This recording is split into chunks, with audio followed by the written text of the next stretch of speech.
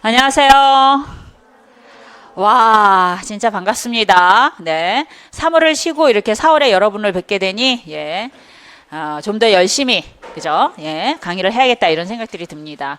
자, 새로운 얼굴들도 되게 많은 것 같고, 이제 1월에 저랑 만났던 얼굴들도 좀 있는 것 같습니다. 자, 3, 4월 강의에 대한 부분이, 1, 2월 실라부스를 이제, 제시하면서 말씀을 드렸긴 했는데, 저희는 지금 올해 커리큘럼은 1월부터 교육로는 1월부터서 6월까지 한 과정으로 보는 거예요. 이게 first step에 해당되는 거라고 보시면 되겠습니다. 그래서 기본 과정이에요, 이게. 그래서 6월에 기출 문제까지 한 세트로 이제 진행이 된다라고 생각을 하시고요.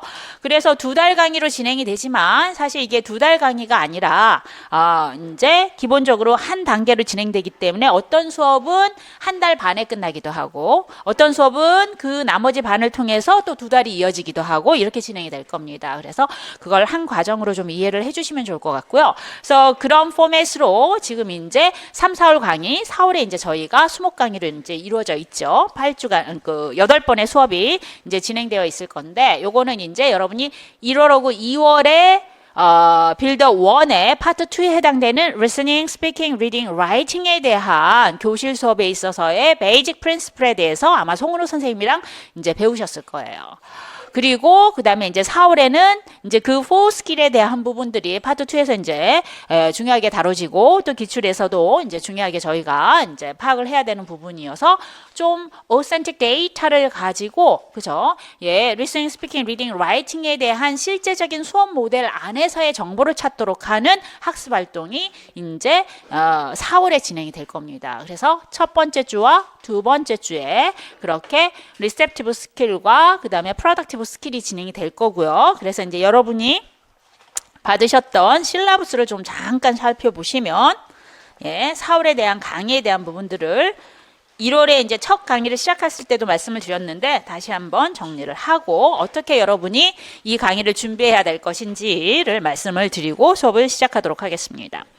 보시면 이제 2024년 대비 그죠? 빌드업 2에 대한 실라부스는 다음과 같습니다. 강의의 개요는 How to Teach에 초점을 맞춰서 Practical Teaching에 초점을 둔 강의가 진행이 될 겁니다.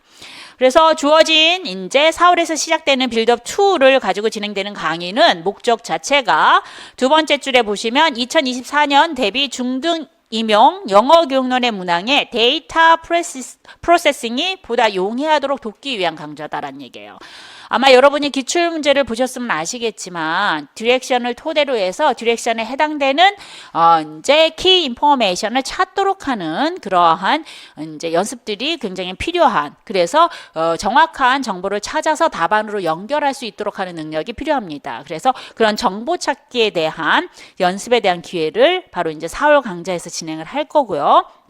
그래서 실전 시험에서 요구되는 필요 정보 찾기 및 분석에 대한 내용으로 그죠? 주어진 데이터, 기출 데이터를 이용해서 연습해 보는 강좌가 이제 4월 강좌다라고 생각하시면 될 것 같아요. 그래서 간단하게 생각하면 빌더 1의 파트 1과 파트 2에 대한 워크시트에 대한 부분이 빌드업 2다 이렇게 생각하시면 될 것 같아요. 우리가 이제 이론을 공부를 했으니 그것에 대한 부분들을 실전 데이터를 가지고 적용해 보도록 하는 시간들이 4월 강좌다 이렇게 생각하시고 따라오시면 될 것 같아요. 그래서 초수들은 빌드업 1이 정리가 되지 않았으면 조금 어려울 수도 있어. 왜냐하면 빌드업 1 같은 경우에는 토픽별로 그죠 전체적인 contextualized 문맥화된 상태에서 토픽 안에서의 정리를 시도했었잖아요. 그렇죠? 그렇게 정리했던 내용들을 실제 데이터를 가지고 막 적용을 해보는 거야. 그렇기 때문에 개념에 대한 definition이라든가 이런 것을 주는 것이 아니라 왜 주어진 pre-listening, while listening, post-listening 안에서 pre-listening에서의 그런 활동은 무엇이라고 하는 것인지를 바로 찾아서 이제 저희가 이제 정리를 해보도록 하는 그 수업이기 때문에 조금 어려울 수도 있어요. 그래서 일단은 제 계획은 첫 주는 제가 계획한 대로 진행을 할 겁니다. 이해하시겠어요? 첫 주는 제가 계획한 대로 진행을 해서 여러분이 이 수업에 대해서 어느 정도 적응을 할 수 있는 건지 어느 정도 따라올 수 있는 것인지를 파악을 할 거고요. 첫 주는. 그래서 여러분이 소수일 경우에 피드백을 저희 조교들한테 이제 잘 주셔야 됩니다. 그래서 여러분이 조금 어렵거나 힘들면 다시 빌더 1과 같은 방식과 절충해서 수업을 다시 두 번째 주부터서는 진행을 할 겁니다. 그래서 실전 시험에 좀 도움이 되도록 하기 위해서는 제가 계획한 첫 번째 주 수업대로 진행을 하시는 게 보다 효과적인 건데, 사실 인풋이 아무리 좋고 효과적이라고 하더라도 받아들이지 못하면, 컴프렌시블 인풋이 되지 못한다라고 한다면, 그죠? 사실 그 교육론에 대한 지식화를 만들어 나갈 수가 없고 실전 시험에서 또 사용해 볼 수 있는 지식으로 만들어질 수가 없습니다. 그렇기 때문에 이 수업에 대한 적응 정도를 정확하게, 그죠? 예, 물론 개인차는 좀 있겠지만 진단을 좀 해주셨으면 좋겠고요. 그 다음에 이제 이 수업을 진행을 하시면서, 물론 내가 조금 버겁긴 하지만, 그죠? 버겁긴 하지만 내가 빌더 1에 대한 내용들을 다시 리뷰하면서 따라갈 수 있겠다 라고 한다면은 따라오시는 게 맞아요. 이해하시겠죠? 예, 그래서 그렇게 진행을 해보고요. 제가 먼저 뭐 겁붙어서 막 주는 건가 이렇게 생각하실지도 모르겠는데 그렇지는 않고요. 그래서 아마 조금 빌더 1과는 좀 다른 형식의 수업이 진행이 될 것이기 때문에 편안하게 앉아서 듣기는 틀린 수업이다 이렇게 생각하시면 돼요. 계속 머리를 써야 돼. 여러분이 공부했던 내용들을 자꾸 리마인딩하고 꺼내고 이런 수업이 바로 이제 4월 강좌 수업이기 때문에, 그래서 수업 시간 동안에는 막 정신이 없을 수도 있어요. 이해하시겠어요? 그래서 반드시 리뷰가 필요하고요. 그리고 그래서 이제 이와 같은 이제 강의 방식으로 이제 진행을 할 거고, 빌더 1을 기반으로 해서 빌드업 2가 나간다라고 하는 거, 빌드업 2는 빌더 1의 워크식과 같은 수업이다라고 하는 거 이제 이해를 해주시면 좋을 것 같고요. 그 다음에 그래서 매 차식 과제는 어떻게 진행이 되냐면 1주부터 4주까지는 저희 빌드업 2에 보면은 크로스 퍼즐이 있어요. 그 크로스 퍼즐은 빌드업 1에서 토픽에 해당되는 키텀들이 크로스 퍼즐로 되어 있거든요. 그래서 그 크로스 퍼즐을 무조건 다 집에서 풀어가지고 오셔야 되고, 그 키텀 정도는 이해를 하고 있으셔야지 이 수업에 대한 준비가 되는 겁니다. 그렇기 때문에 크로스 퍼즐에서 이제 익숙지 않는 키텀이 있다라고 한다면 빌더 1을 다시 한번 찾아보시고 보시고 오는 것들이 필요하고요. 그래서 크로스 퍼즐에 대한 부분들을 이제 프리뷰로 여러분이 해가지고 오시면 좋을 것 같고요. 그 다음에 이제 그 크로스 퍼즐을 다 이제 진행을 했으면 전체적인 그 listening 또는 reading, speaking, writing에 대한 토픽들을 빌더 1을 가지고 한번 쭉 뭐 KWL 차트를 진행을 하셨잖아요. 그렇죠? 그래서 L 차트를 한 번 정도 더 보시고 오시거나 구조화를 시켜가지고 오시면은 조금 더 효과적인 이제 수업에 대한 이해가 이루어질 수 있을 거라고 보여집니다. 이해하시겠어요? 네, 좋아. 그렇게 이제 진행이 된다라고 이제 아시면 될 것 같고요. 3주, 4주에서는 수요일에 이제 송은우 선생님이 다시 어휘 문법 지도, 그 빌더 1에 있는 어휘 문법 지도, 그 다음에 이제 평가까지 수요일 날 세 번째 주와 네 번째 주는 송은우 선생님이 진행을 하실 겁니다. 그래서 송은우 선생님이 진행한 내용들을 가지고 저는 이제 오센틱 데이터를 가지고 실제 어휘 문법과 그 다음에 이제 평가에 대한 부분들을 갖다가 다시 한번 살펴볼 거예요. 이해하시겠어요? 그래서 중요한 개념들을 다시 한번 다잡아 가도록 하는 시간이 또 3주차와 4주차가 진행이 될 거라고 보여지고요. 그 다음에 사실 이제 오센틱 데이터라고 하지만 기출 데이터를 가지고 진행을 하기 때문에 이제 많은 내용들이 빌더 1에 있는 내용들을 이제 축약하거나 좀 디벨롭 시키거나 뭐 이런 형태로 주어진 게 빌드업 2라고 보시면 되기 때문에 아주 내용이 생소하거나 그러지는 않을 거라고 보여집니다. 그래서 중요한 부분들을 다시 한번 다지기 할 수 있도록 하는 시간들로 가졌으면 좋겠고요. 그리고 다른 강좌와 다르게 제가 이제 실라부스를 보면은 첫 번째 주, 두 번째 주, 세 번째 주, 네 번째 주에 appendix에 나와 있는 뭐죠? 기출문항 서답형 접근이라고 하는 것이 있어요. 뭐냐면 객관식 문항을 그죠? 주관식화 시켜서 저희가 이제 실제 이렇게 오센틱 데이터에 대한 그 프로세싱을 했으니 그걸 갖다 문제와 연결해서 답안을 쓰도록 하는 것까지 한번 그죠? 기출 문제 들어가기 전에 먼저 살펴보자라고 하는 취지에서 매 주마다 해당되는 그러한 객관식 그 기출 문제에 대한 서답형 문항들을 빌드업 2 뒷부분에 보면 나와 있어요. 그래서 그것을 골라가면서 저희가 진행을 해보고자 합니다. 그렇게 연습이 되면 기출문제에 대한 접근이 훨씬 더 쉬울 거예요. 서답형 같은 경우에는. 그래서 목적은 이렇게 저희 수업에 대한 1월부터 6월까지의 그 과정에 대한 커리큘럼에 대한 스텝이라고 하는 것은 이제 베이직 프린시플에 해당되는 빌드업 1, 파트 1과 파트 2에 대한 내용들을 토대로 해가지고 빌드업 시켜나가는 거죠. 파트 2에서는 그죠, 4스킬을 중심으로 해서 평가에 이르기까지, 클래스룸 테스팅에 이르기까지 오센틱 데이터를 가지고 직접 데이터 프로세싱에 대한 분석을 좀 해보도록 하는 것이고요. 그리고 난 다음에 그러한 실전을 토대로 해서 직접적인 문제까지 나가서 디렉션에 대한 분석과 답안까지 완성하도록 하는 걸로 이제 6월까지의 과정을 진행할 예정입니다. 이해하시겠죠? 그래서 그렇게 따라와 주시면 좋을 것 같고요. 네. 그리고 이제 4월부터서의 그런 어떤 포스킬에 대한 수업이라고 하는 것은 작년에 개정됐던 2022년 개정교육과정에 초점을 맞춰서 강의가 진행이 될 겁니다. 그래서 개정교육과정은 한번 여러분이 이제 제가 간단하게 이제 정리된 내용들로 이제 프린트를 했으니까 그거 한번 읽어보시면 좋을 것 같고요. 이제 대략적인 핵심은 2015년 개정 교육 과정을 그대로 이제 이어받아서 이제 조금 더 강조시키고자 하는 것은 학생들의 주도적인 학습, 깊이 있는 학습, 뭐 이러한 부분들입니다. 그래서 교과 간 연계 통합 학습. 그래서 Subject Integrated Approach라고 해가지고서 그죠, 하나의 theme, 주제를 토대로 해가지고서 모든 교과가 그 주제에 대한 수업을 해 나가도록 하는 거. 그죠? 예를 들어서 환경이라고 하면 영어에서 이제 환경에 대한 그런 어떤 스피치, 영어로 된 스피치에 대한 수업을 했다라고 한다면 뭐 과학에서는 그런 어떤 그 분리수거에 대한 그런 수치들을 가지고 이제 접근해 나가도록 하는 거라던가 뭐 또 지구과학에서의 그런 환경과 그다음에 이제 그 기후 간의 관계를 토대로 해서 이제 살펴보도록 한다라던가 뭐 이렇게 그래서 그러한 부분들에 대한 것들을 가지고 진행하는 것이 교과 간의 통합 수업입니다. 그래서 그것이 조금 더 강조되었다라고 보시면 될 것 같아요. 그래서 작년에도 그렇고 재작년에도 그렇고 제가 교과 간의 통합이라고 하는 부분에 대해서 되게 방점을 찍고 중요하다고 생각을 했는데 아직까지 출제가 되지 않았어요. 올해도 마찬가지로 작년에 2022년 개정교육과정이라고 하는 것들이 주어져 있기 때문에 올해는 조금 더 그것을 심도 있게 그죠, 티처 이그잼으로 연결을 시켜 나갈 수도 있으니 그죠, 교과 간 통합 수업에 대한 부분들 그죠, 이전에는 그냥 4스킬 스킬에 대한 통합 수업의 형태로 인터그레이티드 어프로치가 나왔다라고 한다면 그죠, 올해는 조금 더 컨텐츠 내용 측면에 초점을 맞춰서 서브젝트 인터그레이티드 어프로치 측면 안에서 좀 정리를 하고 그와 같은 수업의 전개는 어떤 것들이 있는가 뭐 이러한 부분들을 이제 실전 모의고사에서도 좀 다뤄볼 예정입니다.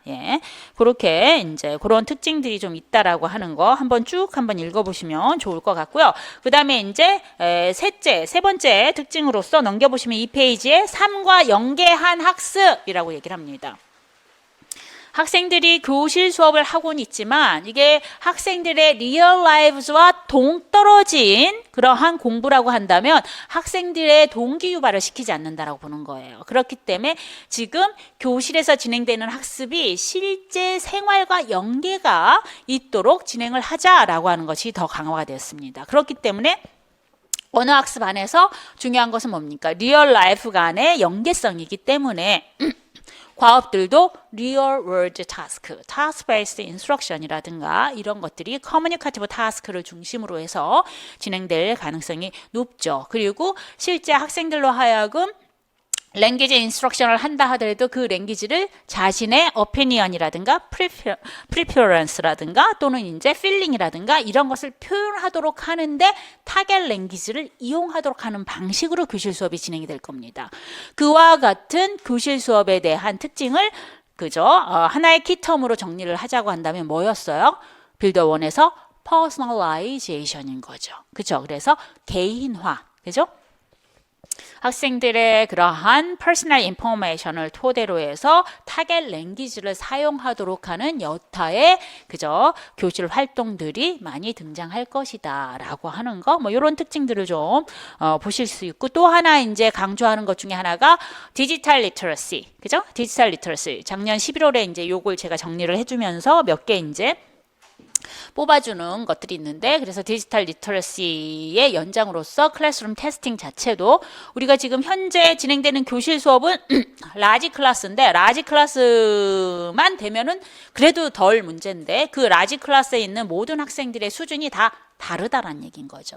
그래서 레벨 differentiated instruction, 수준별 학습을 진행할 수밖에 없다라는 거야. 그치? 그래서 수준별 학습을 진행한다고 한다면 우리가 가르치는 텍스트북이 하나인데, 그죠? 학생들의 수준이 다 다르다라고 하는 것은 동일한 텍스트의 내용을 가지고 진행한다라는 건 굉장히 어렵다라는 얘기예요. 그래서 학생들 수준에 맞게끔 텍스트북 모디피케이션이라든가 어댑테이션이 이제 진행이 되는 거죠. 그죠? 교재에 대한 수정 보완, 뭐 이런 활동들이 진행이 됩니다. 그러면 동일한 내용이긴 하지만, 그죠? 수준이 낮은 학생들한테는 동일한 내용이지만 어휘나 문법을 좀 쉽게 가고, 수준이 높은 아이들은 동일한 내용이긴 하지만, 그죠? 예, 어휘나 이제 구조 같은 경우가 조금 더 챌린징하게, 그죠? 조금 더 높고 이제 동기유발이 될 수 있도록 하는 텍스트로 만들어서 진행을 한단 말이야. 그래, 교실 수업은 그렇게 만든다고 해. 그럼 평가는 어떻게 하냔 말이지. 학생들 수준별로 해야 되는데, 그 학생 개개인의 수준에 맞춰서 선생님이 일일이 평가를 구성하기란 워크로드가 너무 크잖아요, 선생님이. 그래서 대안으로 제시되는 것이 CAT라고 하는 컴퓨터 어댑티브 테스팅이라고 하는 거예요. 그게 작년에 출제가 되었죠. 이해하시겠어요? 그 외 교실 수업 안에서도 학생들의 디지털 리터러시를 높여나가도록 하는 방식의 프로젝트 워크라든가, 그죠? Inquiry based approach라든가 뭐 이러한 부분들 안에서, 그죠? 컴퓨터를 사용한 ICT 클래스룸이라고 하는 것이 고안이 되어서 또 이제 중요하게 다뤄질 예정입니다. 이해하시겠습니까? 그래서 그러한 부분들 대략적으로, 예, 그러한 부분들에 대한 것들을 좀 아시고 이제 listening, speaking, reading, writing을 이제 진행을 하면서 어떻게 그러한 ICT 클래스룸을 각각의 listening, speaking, reading, writing에서도 연계를 할 수 있는 건지, 그것을 어떻게 평가로까지 바라볼 수 있는 건지, 그러한 포스킬 안에서 수준별 학습을 한다라고 한다면 어떻게 그 수업에 대한 그런 어떤 전개를 해야 될 것인지, 조금 거시적인 측면 안에서 다시 한번 교실 안에서의 그 listening, speaking, reading, writing, classroom testing까지 살펴보는 시간이 되었으면 좋겠습니다. 이해하시겠어요? 네, 이런 의도를 가지고 진행을 할 것이다 라고 하는 거 알아두시면 좋을 것 같고요. 그래서 저희 진행은 파트 1은 하지 않습니다. 파트 2부터서 진행을 하는 거예요. 파트 2의 listening, speaking, reading, writing부터 진행을 할 거고요. 파트 1은 빌더 1에 대한 부분들을 제가 조금 압축시켜 놓은 거예요. 그래서 카테고리를 다시 정해 가지고 이제 키텀 리스트 위주로 해서 중요한 부분들을 다시 한번 정리를 해놨으니, 여러분이 빌더 1의 파트 1에 대한 부분들을 다시 한번 정리하고 싶으면 파트 2에 있는 그 빌드업 2에 있는 파트 1을 다시 한번 좀 살펴보셨으면 좋겠습니다. 그리고 제가 시간이 된다고 한다면 6월에 기출문제 들어가기 전에, 사실 이론이라고 하는 것은 1월에 다루고 말잖아요. 그렇죠? 그리고 이제 2월 뭐 3월, 4월부터서는 계속 포스킬 위주로 클래스룸 테스팅 위주로 진행하기 때문에 이러한 백그라운드 knowledge라든가 또 그 theoretical background 같은 경우가 좀 약한 경우가 여러분이 좀 있더라고요. 그래서 기출 문제 들어가기 전에 제가 다시 한번 그죠, 이론적인 토대나 이런 것들은 첫 주에 좀 정리를 해드릴 생각입니다. 그때 이용할 수도 있어요. 이해하시겠어요? 그 전까진 여러분이 그죠, 좀 정리를 해두시면 도움이 될 것 같습니다. 그래서 저희는 76쪽부터 진행을 합니다. 오늘 수업은 76쪽. 자, 토픽을 보면 첫 번째 장에 How to teach receptive skill이에요. receptive skill이라고 하는 것은 listening과 리딩에 해당되는 겁니다. 리스닝과 리딩에 해당된다라고 하는 것은 뭐야? 이 언어 학습 안에서 인풋과 관련된 랭귀지 스킬을 이야기하는 것이다 라는 얘기예요. 이해하시겠어요? 우리가 타겟 랭귀지, 목표 언어를 배우고자 한다면 그 목표 언어에 exposure, 노출이 되어야겠죠. 그죠? 그 노출이 되어서 목표 언어를 듣거나 읽을 수 있어야 되는 겁니다. 그래서 목표 언어에 대한 지식을 그죠? 인지 구조 안에 쌓이고 그래서 그 쌓여진 지식을 가지고 표현을 할 수가 있는 거죠. 프로덕티브 스킬로 나갈 수가 있는 거예요. 그래서 스피킹과 라이팅으로 연결할 수가 있습니다. 그래서 모든 학습의 기본 시작은 리셉티브 스킬에 대한 방점을 찍고 진행을 합니다. 그래서 20세기 교수법에서도 여러분이 배우셨겠지만 comprehension based approach 안에서 natural approach와 그다음에 이제 TPR이 중요한 이유가 목표 언어에 대한 학생들의 comprehension을 키워줄 수 있다라고 하는 측면에서 굉장히 중요하게 다뤄주고 있는 것이죠. 그러한 부분이 지금 현재 current approach 안에서도 인풋의 중요성 안에서 어떻게 리스닝을 효과적으로 지도해야 될 것인가. 어떻게 리딩을 효과적으로 지도해야 될 것인가. 그래서 해당 타겟 랭귀지에 대한 부분들을 학습자들이 보다 효과적으로 내재화할 수 있도록 해야 될 것인가. 이러한 부분들이 이제 교실 수업에서 가장 중요한 핵심적인 그런 다뤄지는 문제다라고 보시면 될 것 같습니다. 됐습니까? 그래서 이러한 인풋에 해당되는 리스닝과 리딩에 대한 수업을 하는 데 있어서 리스닝과 리딩은 그저 타겟 랭귀지를 받아들이는 거예요. 단지 받아들이는 모드, 방식이 다를 뿐이야. 듣거나, 그죠? 스포큰 텍스트의 형태로 듣거나, 리튼 텍스트로 읽거나 하는 방식이기 때문에 이 인풋을 인테이크화 시켜 나가도록 하기 위해서, 그죠? 인풋을 인테이크화 시켜 나가도록 하기 위해서. 그래서 인테이크가 되어야지만 리스닝과 리딩을 통해서 목표 언어에 대한 지식을 받아 들여서 내재화 시켜야지만 어떻게 해요? 아웃풋으로 나가는 거죠. 그죠? 인풋에 해당되는 리스닝과 리딩을 통해서 스피킹과 라이팅으로 연결할 수가 있다는 것입니다. 그래서 성공적인 언어 학습이다 하면은 인풋이 중요해, 아웃풋이 중요해. 인풋과 아웃풋 둘 다 중요한 거예요. 단지 보다 효과적으로 good command of English를 갖도록 하기 위해서는 그죠? 인풋을 기반으로 해서 아웃풋으로 나가야 된다라고 하는 것입니다. 이해하시겠습니까? 그러기 위해서는 이러한 리스닝과 리딩을 먼저 살펴봐야 되는데 리스닝과 리딩은 사실 교실 수업에서 성공적인 학습을 해 나가도록 하는 데 있어서 공통적인 특징들을 가지고 있습니다. 수업에 대한 프레임워크가 리스닝과 리딩이 그죠? 수업 자료에 대한 차이, 다시 말해서 스포큰 텍스트와 리튼 텍스트 그 두 가지 차이 외에는 수업에 대한 절차가 동일하다라는 얘기인 거예요. 어떻게? pre-listening, pre-reading, 그죠? 그 다음에 while listening, while reading, 그죠? post-listening, post-reading. 이해하시겠어요? 3스텝 프레임워크를 가지고 진행을 합니다. 그렇죠? 자, 여기에서 리스닝과 리딩을 진행을 해야 돼. 오늘의 수업은 어디에 초점을 두고 있습니까? 오늘의 수업은 while에 초점을 두고 있는 거예요. 이해하시겠어요? 근데 오늘의 수업을 나가기 전에 준비 작업이 있어야 된다라는 거야. 이해하시겠어요? 네. 프리-액티비티가 있어야 된다는 얘기야. 오늘의 수업을 끝나고 난 다음에 그 수업에 대한 정리이자 확장에 대한 수업이 또 준비가 돼야 된다는 얘기야. 그게 포스트-액티비티에 해당되는 겁니다. 이해하시겠어요? 그럼 이런 리스닝과 리딩 부분 안에서 오늘 스포큰 텍스트를 들려줘. 그것을 잘 이해해야 돼. 오늘 리튼 텍스트를 학생들이 직접 읽어봐야 돼. 그것도 잘 이해를 해야 돼. 컴프레hension을 높여나가도록 하기 위해서는 프리-액티비티 안에서 무엇을 해야 되냐는 얘기죠.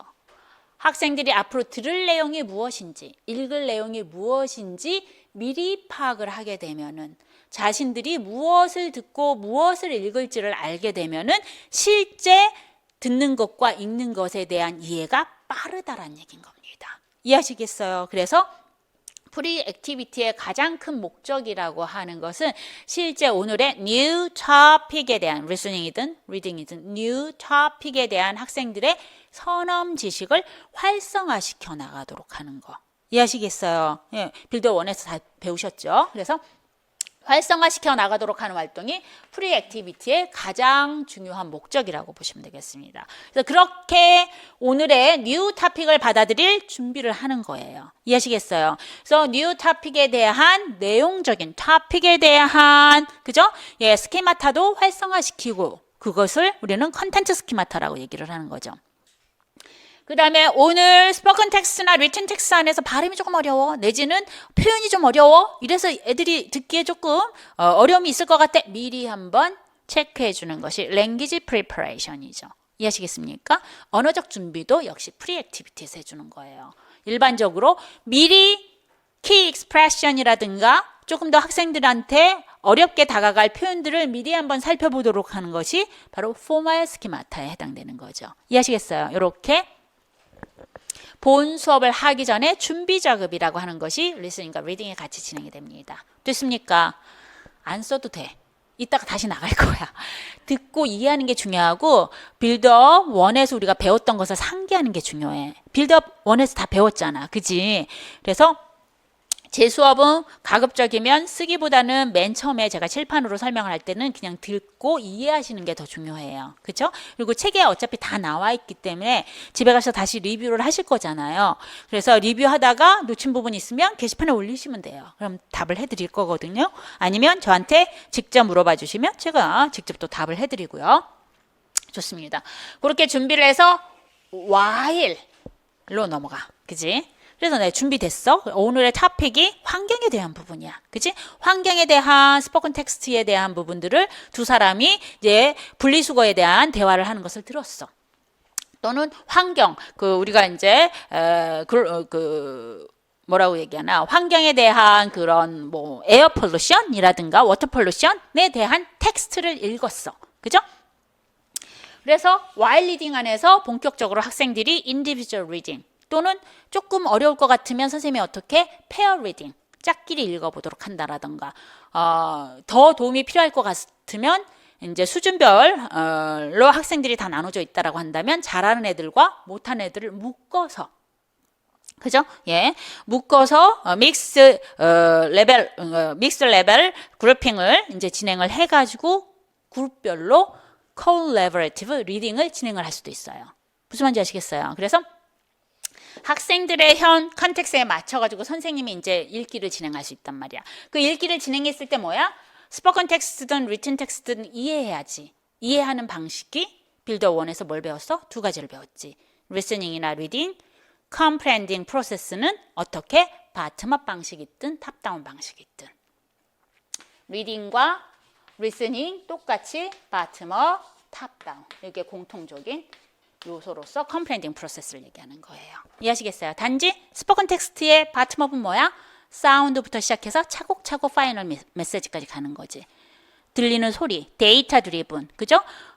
듣는 소리부터 시작해서 거기서 워드로 만들고 그 워드를 프레이즈로 만들고 프레이즈를 풀 센텐스로 만들고 파이널 메시지까지 전달하는 차근차근 접근해 나가도록 하는 듣기 방식이야. 리딩은 뭐지? 리딩은 레터부터 시작하는 거지. 레터에서 워드로 가고 이렇게 단계적으로 가는 거지. 리니어 프로세싱이야. 그죠? 단계적인 형태의 듣기와 읽기의 방식. 탑다운이라고 하는 것은 뭐야? 맨 위에서부터 올라가는 거잖아. 그지? 다시 말해서 스포큰 텍스트가 about what? 뭐에 대한 이야기인가? written 텍스트가 about what? 뭐에 대한 이야기인가? 환경에 대한 얘기야? 그럼 환경 내가 평소에 관심이 많았는데 환경이라고 한다면 지금 우리 미세먼지가 너무 심하잖아. 에어 폴루션에 관련된 건가? 에어 폴루션은 특히 어떤 지역이 되게 심한데 이런 본인이 실제 그 토픽에 대해서 갖고 있는 선험 지식을 활용해서 텍스트에 대한 이해를 해 나가도록 하는 거야. 이해하시겠어요? 그 탑다운 방식은 리스닝과 리딩 똑같이 이해하시겠어요? 백그라운드 날리지와 스키마틱 날리지를 이용해서 토픽에 대한 이해를 텍스트를 통해서 진행시켜 나가도록 하는 방식이 탑다운 방식이란 말이야. 이해하시겠어요? 그래서 리셉티브 스킬이라고 하는 것은 어떻게 성공적인 리스닝과 리딩을 해 나가도록 하기 위해서는 가장 중요한 게 여러 가지가 있지만 스키마틱 날리지를 활성화시켜주는 거, 프리 단계에서. while 단계에서는 본 텍스트에 대한 충분한 숙지를 할 수 있도록 하기 위해서 적절한 바텀업 프로세싱과 탑다운 프로세싱을 병행해야 된다라고 하는 거. 이해하시겠어요? 바텀업 프로세싱과 탑다운 프로세싱을 병행하도록 하는 거 두 가지를 같이 하는 것을 인터랙티브 프로세싱이라고 이야기도 해요. 이해하시겠습니까? 그래서 이렇게 진행이 된다라고 하는 거. 그리고 이렇게 진행하는 동안 텍스트 안에서 그지? 물론 이제 여기에서 프리액티비티 안에서 랭귀지 프리퍼레이션까지는 했지만 그 스포컨 텍스트와 리튼 텍스트에 나와 있는 모든 어휘와 모든 익스프레션을 다 파악할 수는 없잖아. 이해하시겠어요? 어나운 월드가 또 있을 수도 있는 거고. 그죠? 파악이 안 되는 경우도 있어. 그렇게 이제 자신의 부족한 언어 지식을 그죠? 커버해서 그 스포컨 텍스트나 리튼 텍스트에 대한 내용들을 파악하려고 하는 노력들이 또 학습자들이 필요하겠죠. 그런 노력들을 우리는 뭐라고 얘기합니까? 스트래티지. 이해하시겠어요? While listening, while reading 안에서는 적절하게 바텀업 프로세싱과 탑다운 프로세싱을 하면서 텍스트에 대한 특정한 정보들을 파악해 나가도록 하기 위해서 그죠? 거시적으로 읽거나 부분적으로 읽거나 아주 세밀하게 디테일하게 읽거나 이해하시겠어요? 그래서 그러한 리스닝 스트래티지를 사용하는 단계가 또 while입니다. 이해하시겠어요? 그래서 리스닝 스트래티지 안에서는 listening for global understanding 우리가 그러한 글로벌 언더스탠딩을 하는 것을 리딩 안에서 뭐라고 얘기합니까? 스키밍이라고 얘기하죠. Listening for specific information 특정한 정보를 찾도록 하는 듣기와 같은 리딩에서의 스트래티지는 뭐라고 얘기하죠? 스캐닝이라고 얘기를 하죠. 스키밍과 글로벌 언더스탠딩은 메인 아이디어, 지스트를 파악하도록 하는 활동인 겁니다. 그렇기 때문에 not every word 모든 단어 하나하나 꼼꼼하게 듣거나 읽을 필요가 없어요. 대충 내용을 보니까 뭔 것 같다. 타픽과 타픽에 대해서 조금 이제 설명할 수 있는 말들 정도 파악하는 겁니다. Specific information이라고 하는 것은 실제 주어진 스포컨 텍스트와 리튼 텍스트의 정보가 6가지를 다루고 있다고 한다면 그 중에 특정한 한두 가지 정보를 파악해 나가는 것이 Specific information입니다. 반면에 Listening for detailed information 이라고 했을 경우에는 6가지 정보를 모두 파악해야 되는 겁니다. 아주 꼼꼼하게 읽는 거죠. 이해하시겠습니까? 그 다음에 이제 그 안에서 텍스트에 나와 있지 않아. Beyond the text. 텍스트 이면에 나와 있어. 작가의 의도라든가, 그죠? 그 텍스트 안에서 전달하고자 하는 메시지라든가, 이런 것은 사실 literally, 그죠? 문자 그대로 텍스트에 나와 있지 않습니다. 그와 같은 방법들도 어떻게 학생들이 이 환경에 대한 토픽이라고 한다면 이런 내용을 이런 의도로 작가가 말하고자 하는 게 아닐까라고 하는 추측과 추론을 하게 되는 거죠. 그때 사용하는 전략이 뭡니까? 인퍼런싱이죠. 이해하시겠어요? 그래서 이러한 전략들을 while에 사용할 수 있도록 그죠? 이게 2번이야. 이게 3번이야. 그죠? 할 수 있도록 뭐예요? 적절한 전략을 사용할 수 있도록 하는 while listening activity. listening과 reading에 대한 while listening activity를 while에 선생님이 제공을 해주셔야 되는 겁니다. 이해하시겠어요?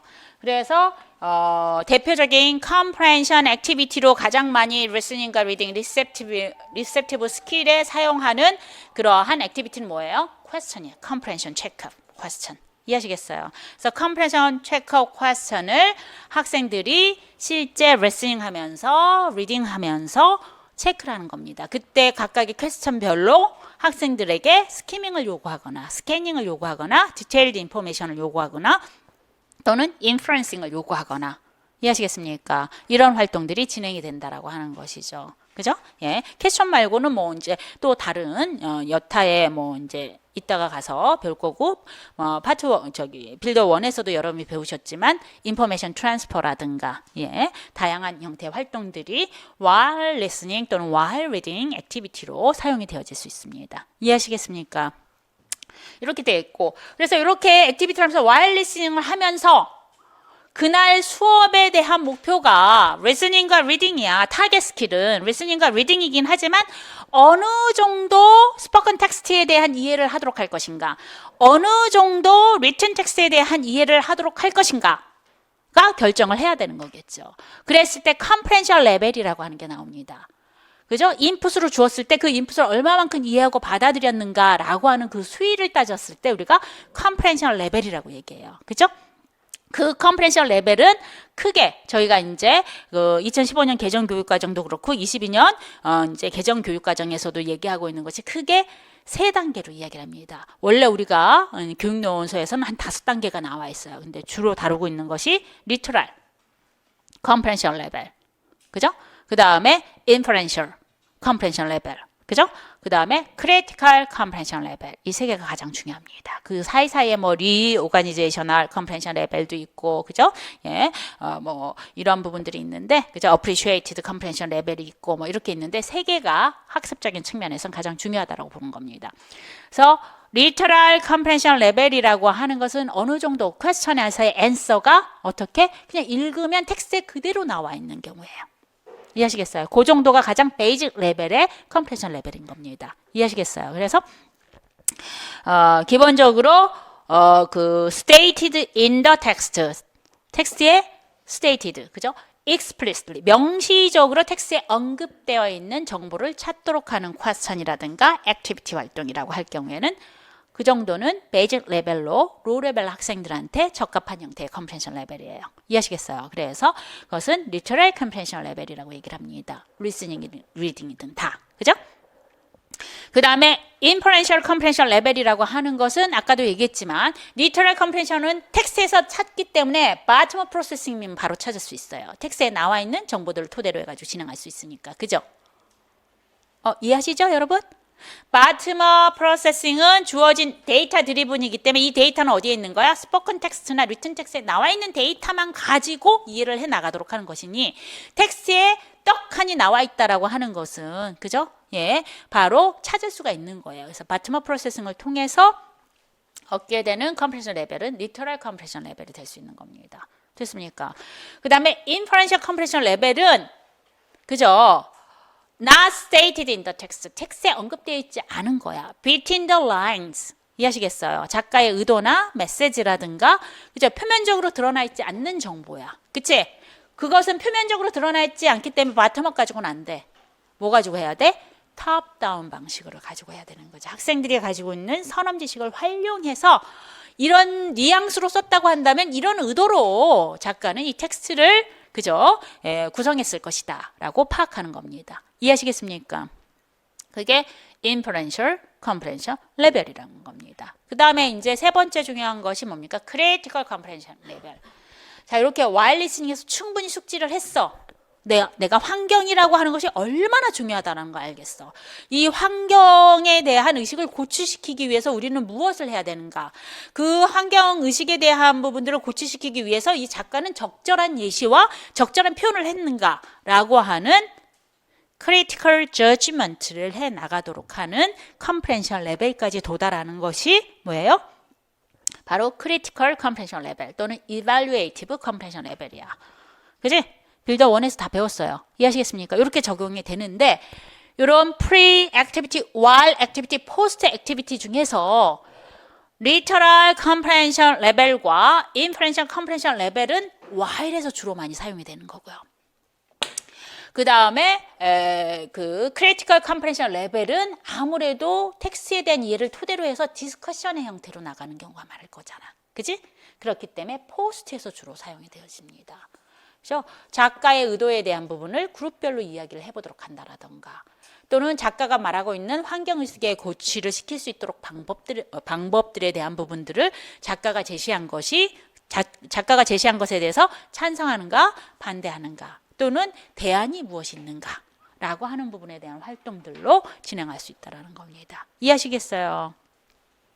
이렇게 이제 특징들이 주어진다라고 보시면 되겠습니다. 그래서 listening과 reading, receptive skill이라고 하는 것은요, 실제 이제 spoken text와 written text의 차이로 이제 진행이 되긴 하지만 이게 공통적인 단계를 가지고 수업이 진행될 수 있다라고 하는 거, 그죠?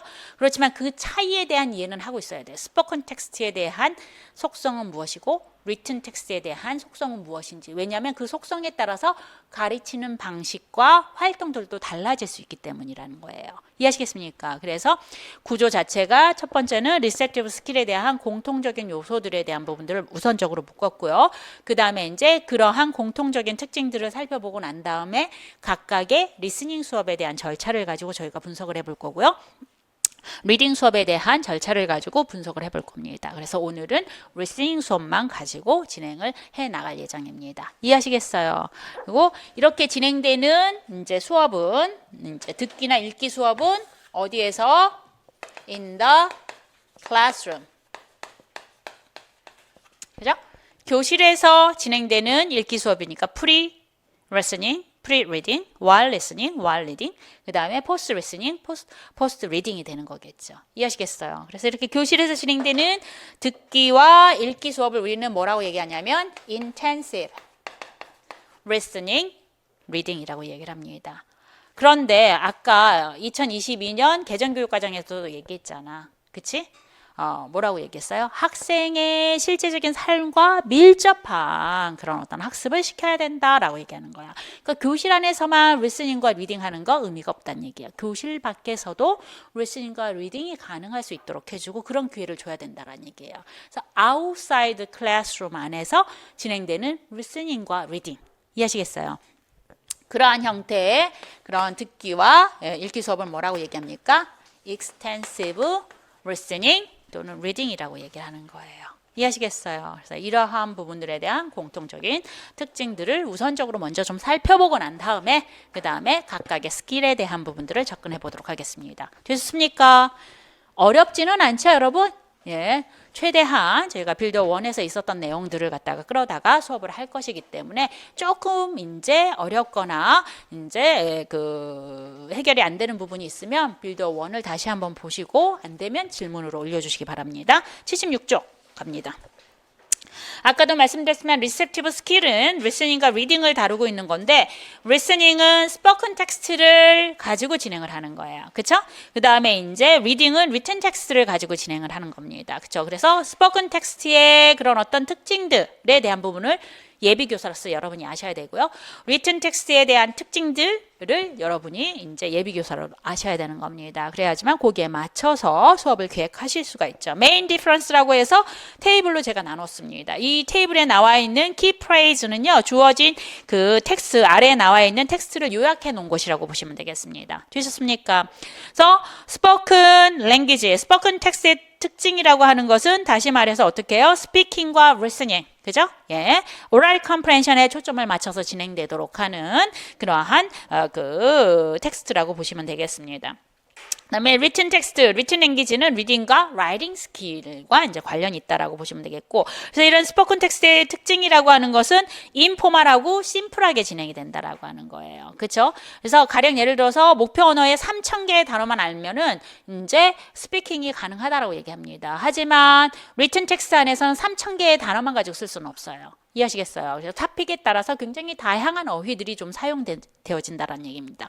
똑같은 단어라고 하더라도 speak, say 다릅니다. 사용법이 다르죠. 그죠? allow, let, spoken에서 사용되는 건가 아니면 written에서 사용되는 건가 이 어휘에 대한 동일한 의미라고 하더라도 사용되는 어휘가 다르다라고 볼 수가 있어요. 이해하시겠어요? 그래서 그런 부분들에 대한 예비교사가 이해를 하고 있어야지만 적절하게 학생들한테 말하다라는 표현을 써도 speak를 써야 될지 tell을 써야 될지 say를 써야 될지 이해하시겠습니까? 이러한 부분들에 대한 뉘앙스에 대한 차이에 대한 정확한 구분이 이루어질 수가 있는 겁니다. 어쨌든 그래서 spoken text는 informal하고 심플하고 그 다음에 written text는 그죠 accuracy에 보다 포커스를 맞추고 있기 때문에 보다 formal하고 complex하게 진행이 되는 겁니다. 그래서 spoken text는요 구조상으로 진행이 되는 거기 때문에 다량의 repetition, incomplete sentence, 그 다음에 interruption, 그 다음에 correction도 빈번하게 이루어진다라는 겁니다. 왜 그럴까? 여러분 spoken text는 planned일까요? unplanned일까요? unplanned죠. 그죠? 스피킹 자체가 뭐 여러분이 친구 만날 때 집에 가서 계획하고 나옵니까? 첫 번째 난 이 말을 할 거야. 두 번째 이런 말을 할 거야. 말을 할 때 이런 표현들을 써야지. 이렇게 하지 않습니다. unplanned. 그렇기 때문에 false start. 그죠? 원래 말하려고 하는 의도와 다르게 다른 말이 나올 수 있는 거예요. false start가 나오고 hesitation도 굉장히 많고요. 이런 퍼포먼스 베리어블이 굉장히 크다라는 것입니다. 이해하시겠어요? first start가 나오기 시작하면은 다시 correction을 해야겠죠. 정확하게 이제 표현하려고 하는 노력들, 뭐 이런 부분들이 바로 spoken text에서 주어진다는 얘기인 겁니다. 똑같이 마찬가지로 listening도 spoken text이기 때문에 누가 말한 겁니까? 네이티브 스피커들이 unplanned 된 상태에서의 담화를 이야기하고 있기 때문에 이런 특징들이 그대로 listening 상에서 주어지는 spoken text에도 나오는 겁니다. 이해하시겠습니까? 반면에 written text라고 하는 것은 뭐예요? more grammatically correct인 거죠. 그죠? written text라고 하는 건 포멀하다라고 얘기를 했잖아요. 그래서 accuracy, 정확성이 무엇보다도 중요합니다. 그렇기 때문에 보다 문법적으로 정확한 표현들이 등장하고요. 그리고 복잡한 이제 시제를 토대로 해서 긴 문장들이 등장하게 되는 것이죠. 종속 접속사라든가 뭐 이런 것들이 진행이 되는 겁니다. 이해하시겠어요? 그래서 조금 더 그죠? 난해하고 어려울 수가 있다라는 겁니다. written text라고 하는 것은. 좋습니다. 그래서 이러한 특징들을 가지고 스포큰 텍스트와 리튼 텍스트를 이제 가르쳐야 되는 것들을 갖다가 이제 예비 교사로서 여러분이 좀 생각을 해야 되는데, 자, 그럼 제가 질문을 합니다. 똑같은 내용들을, 그래서 이제 텍스트 자체로는 스포큰 텍스트보다는 리튼 텍스트가 훨씬 더 어렵잖아요. 어휘도 그죠? 토픽에 따라서 다양한 어휘들이 사용되는 거고 문장도 길고 복잡하고 시제도 다양해요. 이해하시겠습니까? 반면에 스포큰 텍스트는 굉장히 구두상의 표현들이기 때문에 간단하게 진행이 되는 겁니다. 그렇죠? 그래서 우리가 봤을 때는 텍스트상에서 봤을 땐 리튼 텍스트가 훨씬 어려울 것 같은데 똑같은 내용을 그죠? 읽게 해주는 거거나 듣게 해줄 경우에 더 어려운 방식이 무엇입니까? 읽는 거예요? 듣는 거예요? 텍스트가 동일할 땐 들을 때라는 거죠.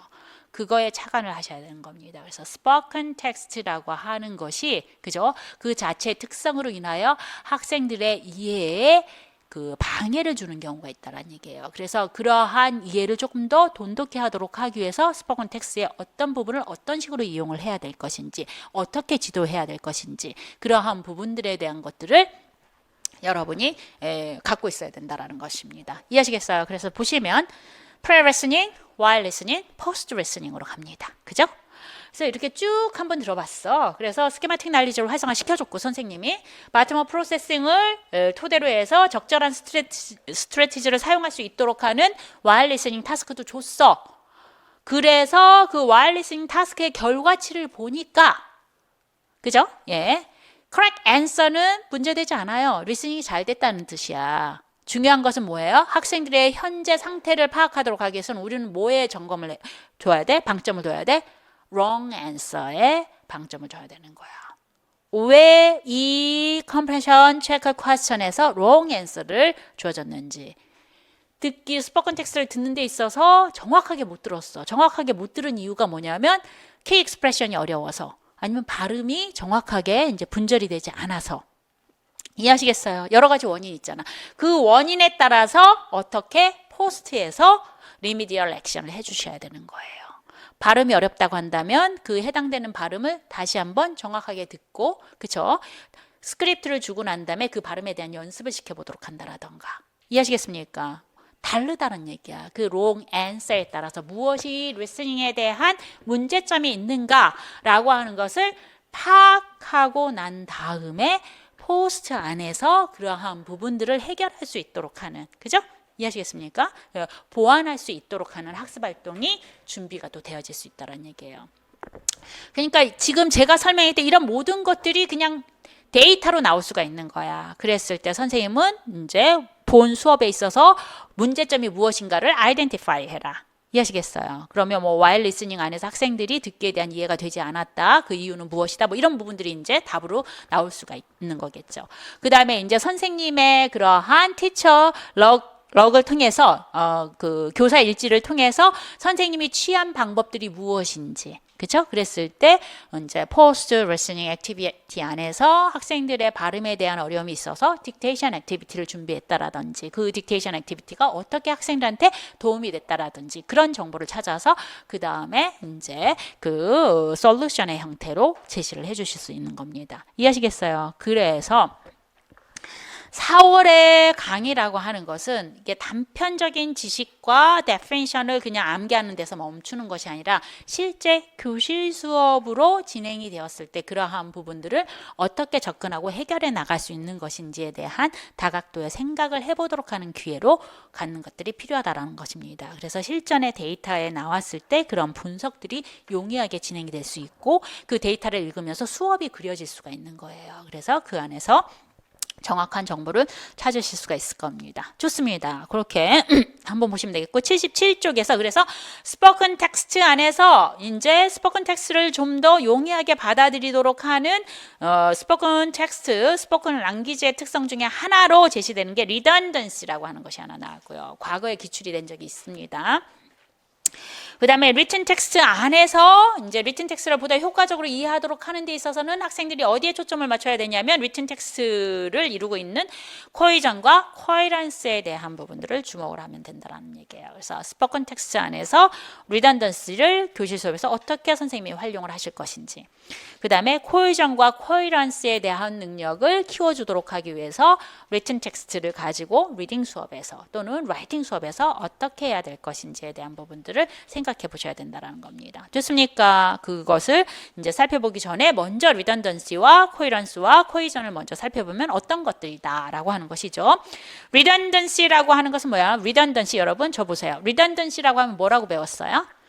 잉여어라고 얘기했죠? 그죠? 새로운 정보가 포함되어 있는 게 아니야. 앞에서 말한 정보가 그대로 다시 한번 비슷한 말로 또는 반복된 말로 그리고 앞에 있는 정보와 관련된 말로 나온다는 얘기야. 그것을 뭐라고 얘기해?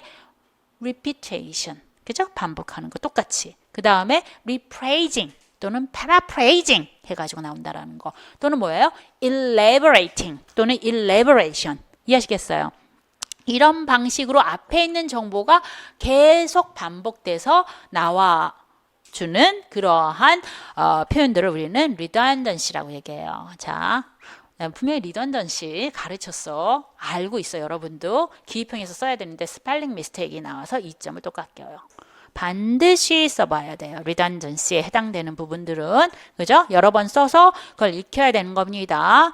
과거에 kinesthetic 그렇게 가르쳤는데 kinesthetic 알았어. 근데 스펠링 미스테이크로 또 2점을 날리는 학생들이 좀 있었어요. 그렇기 때문에 조금 스펠링이 좀 그죠? 예, 발음과 좀 차이가 있거나 조금 복잡한 거, adjacent pairs 이런 것들 그것은 반드시 써서 정확하게 이해를 하고 계셔야 됩니다.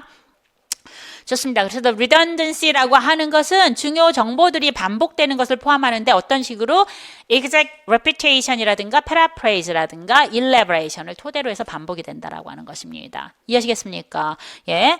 그래서 이제 학생들로 하여금 듣기에 어려움을 꼽는다라고 한다면 순간적으로 싹 지나가 버려요. 이렇게 얘기를 하잖아. 그래서 순간적으로 지나가 버린다 하더라도 스포큰 텍스트의 특성 중에 하나인 redundancy를 가르치는 겁니다. 그래서 순간적으로 너가 놓쳤다 하더라도, 그지? 예, 정보를 놓쳤다 하더라도 그 다음에 유사한 정보들이 나오니까 정확하게 그것을 다시 한번 반복해서 들을 수 있도록 하자라고 이제 지도를 하면은 listening comprehension에 좀 도움이 된다라고 하는 것입니다. 좋습니다. 어쨌든 간에 그죠? 이 화자는 이 리던던시를 어떻게 이용을 하냐면 자기가 이미 들었던 내용들에 대한 그죠? 예, 그 박스 안에 있는 그 텍스트 중에서 첫 번째 단락에서 아래에서 두 번째 줄 보시면 to check for comprehension 자신이 들었던 것이 맞았나 확인하도록 하는 거, 그죠? 또는 그 다음에 이제 앞에 나와 있는 정보를 다시 한번 다시 언급하기 위해서 리던던시를 사용한다라는 겁니다. 이해하시겠어요? 전자는 리스너고 후자는 스피커 측면 안에서 리던던시에 대한 이해를 하는 것이죠. 됐습니까? 이해하시겠어요? 네, 이렇게 진행되는 리던던시는 다음과 같다는 얘기인 겁니다. 만약에 이제 모델 어터런스가 they are selling beer at the picnic이라고 하는 거예요. 그래서 비어에 대한 부분들에 대한 redundancy가 다음과 같이 나올 수 있습니다. 단순히 the beer tastes terrific 해가지고 그냥 앞에 있는 명사를 받을 수도 있는 거예요. 그 다음부터는 잉여어로 시작되는 거죠. 반복이 되는 거예요. The beer tastes terrific 이라고 얘기하는 겁니다. 또는 동의어를 가지고 이제 표현할 수 있는 거. 또는 이제 수사학적인 질문을 토대로 해서 토픽을 조금 더 강조해 주도록 하는 그죠?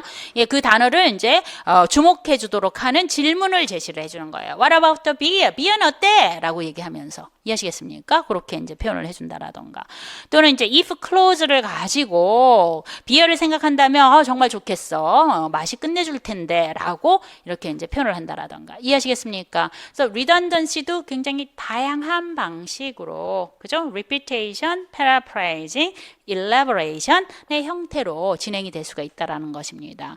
여기까지 아마 배우셨을 거예요. 파트 1에서는요. 그죠? 빌더 1에서는 아마 redundancy에 대한 부분들. 그래서 redundancy라고 하는 부분에 대한 트레이닝을 시키면 학생들로 하여금 어떻게? processing time. 듣기에 대한 시간을 벌어줄 수 있고 이해에 대한 시간을 벌어줄 수 있고 그 다음에 추가적인 정보 elaborated information 추가적인 정보에 대한 부분을 얻게 함으로써 listening comprehension에 대한 부분들을 그죠? 도와주도록 하는 요소이다. 여기까지 배웠을 거예요. 근데 여기서 저희가 빌드업 2에서는 하나 더 나가서 어떻게 해요? 그 다음 단락에 보시면 higher proficiency participant listener겠죠. 그죠? 수준이 높은 목표 언어 능력을 가지고 있는 그러한 리스너나 스피커와 그 다음 줄에 나와 있는 lower proficiency participant 그죠? 수준이 낮은 학습자들 사이에서의 redundancy에 대한 역할도 좀 다르다라고 하는 것입니다. 이해하시겠어요? 그래서 수준이 높은 학생들 같은 경우에는 주로 어떻게 해요? topicalize라든가 if clause에 관련된 형태의 redundancy까지 소화가 가능하다는 겁니다. 그러나 그런 redundancy가 low proficiency listener나 스피커는 불가능하다라고 보여지는 거예요. 이해하시겠어요? 이 얘기라고 하는 것은 depending on student proficiency level. 학생들의 proficiency 레벨에 따라서 그죠? 바로 이런 redundancy에 대한 그러한 이점도 달라질 수 있다라고 얘기를 하는 거예요. 그래서 그 텍스트의 아래에서 하나, 둘, 세 번째 쪽 오른쪽 끝에 보면 우리가 파악할 수 있는 것은 결과적으로 indicate 이러한 내용들을 파악할 수 있다. Not all forms of redundancy가 equally beneficial to listening comprehension. 이해하시겠어요? 모든 학습자들의 듣기에 다 도움이 되는 것은 아니더라. 그러면 여기서 우리가 또 한 가지 참고를 할 수가 있는 거지. 자, 실제 시험 문제에서 이렇게 나와 리스닝에 대한 부분들을 제시를 해주는데 학생들의 리스닝 수업을 받고 난 리뷰가 나오고 그 다음에 이제 그 선생님의 이제 리뷰가 나와 그 수업에 대한 부분들 그 리뷰를 통해서 보면은 리스닝 수업을 학생들이 굉장히 어렵게 여겼어. 그래서 선생님이 사실상 이 리스닝 안에서 이제 너희들이 도움을 받을 수 있도록 하는 것은 이렇게 추가적으로 나오는 정보들이 있을 수 있고 반복된 정보들이 있다라고 하는 미리 이제 노티스를 줬음에도 불구하고, 그러니까 리던던시에 대한 교육을 시킨 거야 선생님이, 그치? 그런데도 불구하고 이제 그 듣기에 대한 어려움이 있었어. 왜냐하면 그런 리던던시 자체가 이해되지 않는 형태로 주어져 있기 때문에, 그러니까 다시 말해서 이제 이러한 레토리컬 퀘스천의 형태로 이제 주어져 있거나 아니면 if clause로 이제 리던던시가 주어져 있을 경우가 실제 이제 리스닝 텍스트에 나온 거란 말이야. 그렇기 때문에 그러한 부분들에 대한 것들을 선생님이 캐치하고 이제 어떤 식으로 어떻게 바꿀 것인가, 다시 말해서 스포컨 텍스트에 대한 모디피케이션을 하는 거지. 리던던시를 그 레토리컬 퀘스천의 형태를 다시 어떻게 그냥 단순히 repeated noun, 그죠? 반복되는 형태로. 무슨 말인지 아시겠어요? 그 다음에 이제 맨 마지막에 if clause를 그냥 단순한 elaboration의 형태로 이제 바꾸는 방식, 그리고 거기에 해당되는 선생님의 리비전된 그 스포컨 텍스트가 나오고 거기에 대한 해당 예를 골라라 하면은 그렇게 이제 쉽게 표현된 것들을 골라서 답안으로 써주시면 되는 거예요. 이해하시겠어요? 초수는 아직 문항에 대해서, 기출문제 문항에 대한 분석이 충분히 되지 않았기 때문에 이제 좀 빨리빨리 이해가 안 될 수도 있어. 이제 재수 이상에 있는 사람들은 그래서 어떤 식으로 문제가 나오고 어떤 식으로 답을 쓸 수 있겠구나라고 파악할 수는 있겠지만, 하지만 초수는 그냥 들어주면 돼. 이 기출문제까지 가게 되면 이러한 부분들이 무슨 말인지 이해할 수가 있거든. 알겠지? 우리가 학습 방법 중에서 가장 중요한 것 중에 하나가 뭐라고 얘기했어? ambiguity tolerance가 좀 있어야 되는 거야. 그래서 그런 부분들을 이제 누적해서 이제 나름의 그런 어떤 규칙들을 만들어 보는 것들이 필요합니다. 좋습니다. 이해하시겠어요? 그래서 redundancy에 대한 부분들은 그죠? redundancy 자체에 대한 spoken language의 특성으로서 redundancy 자체가 기입형으로도 하나 나올 수 있는 거고 서술형으로 나왔을 때는 이런 listening comprehension과 관련해서 출제가 될 수가 있다는 얘기야. 그래서 교사 측면, 학습자 측면 안에서 redundancy를 어떻게 바라봐야 될 것인가 라고 하는 부분 그 안에서는 학생들의 프로페셔널 레벨에 따라서 이런 redundancy에 대한 효과는 달라질 수 있다라고 하는 이해를 하고 있으면 그러한 부분들에 대한 데이터 프로세싱이 용이할 수 있겠다라고 하는 것입니다. 이해하시겠어요? 됐습니까? 네, 좋습니다. 그 다음에 written language 안에서는 스포큰 텍스트가 다르게 그죠? 두 번째 줄에 보시면 long sentences in complex tense예요. 굉장히 복잡한 시제를 토대로 해서 긴 문장들이 그죠? 즐비하게 그죠? written text에서 나옵니다. 그렇기 때문에 무엇보다도 이제 중요한 것은 그 텍스트 간의 관계를 파악하는 게 중요해요. 그게 cohesion과 coherence라고 보시면 되겠습니다. 그래서 coherence라고 하는 것은 logical organization of idea예요. 그죠? 토픽과 관련된 아이디어가 그죠? 그 문맥화되어서 잘 연결이 됐는지, 조직이 잘 되어 있는지에 대한 부분입니다. 좋습니다. 그리고 이제 clear progression, 그죠? 그 아이디어 디벨롭먼트가 이제 우리 상식 범주 안에서 이해하고 받아들일 수 있을 정도로 클리어하게 이제 진행이 됐는지 뭐 이런 부분이 코헤런스에 관련된 부분이죠. 코이전은 뭡니까? 문장과 문장 간의 관계예요. 코헤런스는 단락과 단락, 텍스트 안에서의 관계라고 한다면, 그죠? 코이전은 문장과 문장 간의 관계라고 보시면 되겠습니다. 그래서 앞문장과 뒷문장의 연결고리, 그죠? connectiveness, 그죠? 예, 연결고리를 보여주는 것이 바로 코이전이라고 보시면 되겠습니다. 그래서 transition signal이라고도 얘기하고 흔히 또 cohesive devices, 그죠? 예, 결합 장치라고 하죠. 이런 게 기입형으로 나올 수 있어요. cohesive devices는 키텀입니다. 그렇죠. 그 다음에 이제 앞에 나와 있는 내용이 명확하게 뒤에 다시 언급이 되었는지, 레퍼런싱이 이제 그 클리어한지, 그 다음에 필요할 경우에 substitution이 이제 사용이 되어졌는지, 뭐 이러한 부분, 그죠? 이러한 부분들에 대한 파악을 해야 된다라고 하는 것입니다. 좋습니다. 그래서 코헤전과 코헤런스는 뭐 저희가 빌더 1에서도 배울 거고요. 그럼 how to teach. 그러면 written text 안에서 이런 코헤전과 코헤런스가 되게 중요하다라고 얘기했어. 그럼 어떻게 가르쳐야 되지? 읽기 수업이라고 국한을 시킨다고 한다면 읽기 수업 안에서 코헤런스와 코헤전을 어떻게 가르쳐야 돼? 언제? pre, while, post 중에서 while에서 가르쳐야 되는 거지. 그지? 읽어 나가면서, 그죠? 텍스트를 읽어 나가면서 컴퓨션 체크업을 주는데 어떻게? 단락별로 섞어버려. 그죠? scrambled paragraph을 주는 거야. 순서를 맞춰보도록 하면서 읽어보도록 하는 거. 그죠? 그렇다고 한다면 순서를 맞추는 건 어떤 게 첫 번째? A, B, C인지, B, C, A인지, 그죠? 예, C, B, A인지. 그죠? 그 순서를 맞추도록 하면서 코헤런스에 대한 부분을 파악할 수 있는 거죠. 이해하시겠습니까? 또는 읽어 나가면서 중간중간에 그죠? 예, 빈칸을 주는 거예요. 그래서 빈칸을 채우도록 하는데 그 빈칸에 들어가는 것은 뭐야? cohesive device. 이해하시겠어요? transition signal 들어가는 거예요. however가 들어가야 되는지 이해하시겠어요? as a result가 들어가야 되는지 등등등 이해하시겠습니까? 이런 것들이 들어가야 되는지 아니면 읽어 나가면서 지친 추론이라고 하는 거 있죠. it이나 그죠? that이나 뭐 이런 부분 one이나 이런 걸 언더라인하고 그것이 가르치는 것이 무엇인지 가르치고 있는 것이 무엇인지를 찾아보도록 하는 형태의 읽기를 진행을 하시면 되는 겁니다. 이것이 전부 다 수능에서 나오는 거죠. 지칭 추론이라든가 또는 텍스트를 주고 나서 그죠? 주제와 관련 없는 문장들을 하나 골라보도록 한다라던가 이해하시겠습니까? 이렇게 해서 이제 파악을 하셔야 되는 거고요. 그 다음에 이런 리튼 텍스트, 리딩 수업에서는 그렇게 진행할 수 있고 라이팅 수업에서는 코헤전과 코헤런스를 이제 키워주려고 하면은 어떻게 진행을 하면 되는가? 토픽을 주고 난 다음에 그죠? 학생들한테 이제 그 토픽에 대한 디벨롭먼트를 할 수 있는 기회를 주고 라이팅에서 다시 나가겠지만 글을 써보도록 하고 글을 써보도록 하면서 피어 피드백을 받도록 하는데 선생님이 체크리스트를 주시는 거예요.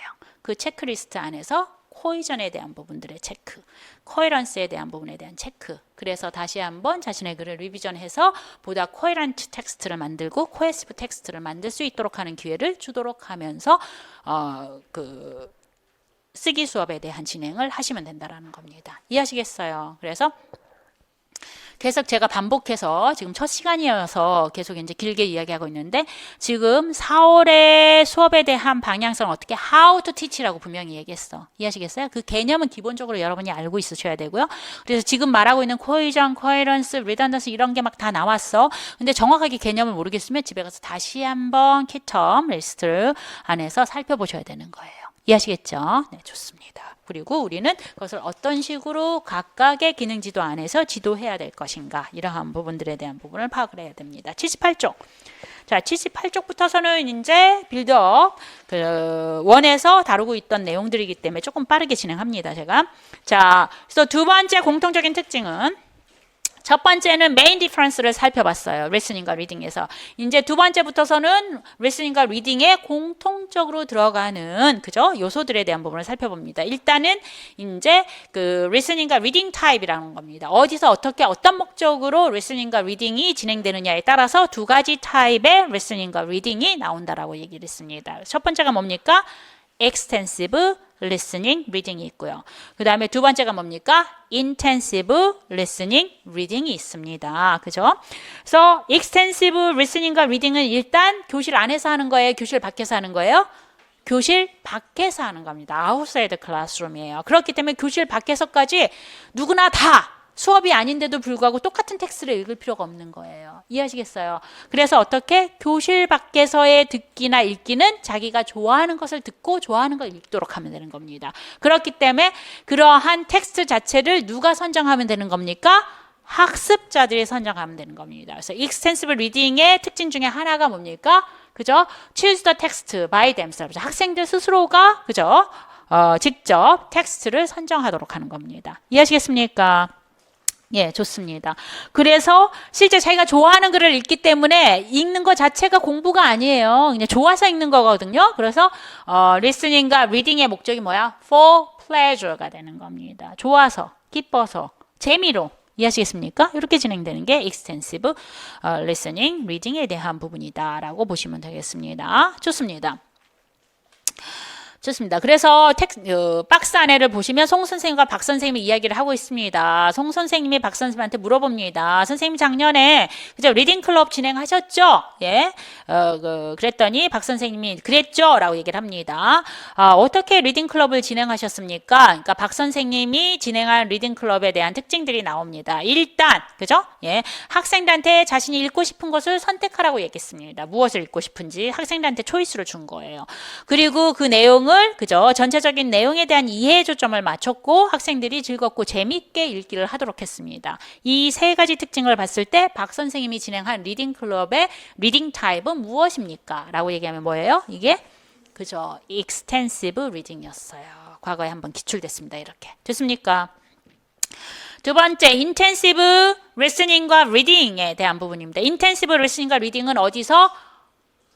그죠? inside the classroom, in the classroom 안에서 진행됩니다. 교실 안에서 진행되기 때문에 학습이 목적이에요. 그렇기 때문에 이러한 listening과 reading은 for information이에요. 이 information이라고 하는 건 그 텍스트에 있는 정보들을 꼼꼼하게 파악하고 이해하고 그죠? 학습하도록 하는 것이다라고 하는 의미입니다. 됐습니까? 좋습니다. 그래서 이런 교실 안에서는 듣기와 그죠? 읽기에 대한 능력들을 키워주도록 하는 거기 때문에 그죠? 인텐시브 리딩에서 다루고 있는 것은 다양한 거죠. 리스닝 스트래티지에 대한 부분들도 지도하는 거고요. 그 다음에 어떻게 텍스트를 이해하고 받아들일 것인가 그런 부분들에 대한 연습의 기회도 주는 겁니다. 바텀업 스킬과 탑다운 스킬도 키워주도록 하고요. 이해하시겠습니까? 그래서 다양한 리스닝 액티비티와 리딩 액티비티가 동반된 형태의 이제 수업들이 바로 intensive listening, intensive reading이라고 보시면 되겠습니다. 이해하시겠습니까?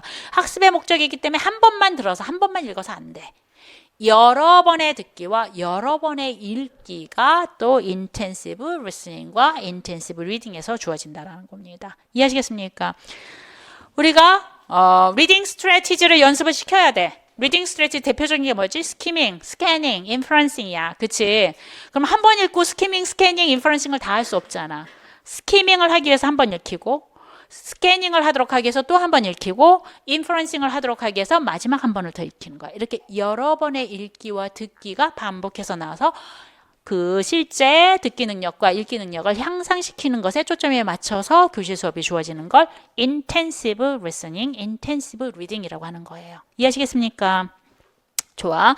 그래서 주어진 그 액티비티 프로시저를 보면 뭐예요? 한 번의 리스닝으로 끝나지 않아. 그지? 한 번, 두 번, 세 번, 네 번. 네 번의 리스닝, 반복적인 리스닝이 들어가는 것이죠. 이해하시겠습니까? 그래서 여러 번의 이제 듣기가 주어진다라고 하는 거. 그 듣기 안에서 학생들한테 요구하도록 하는 그죠? 능력들이 뭡니까? 같은 줄에 보시면 그죠?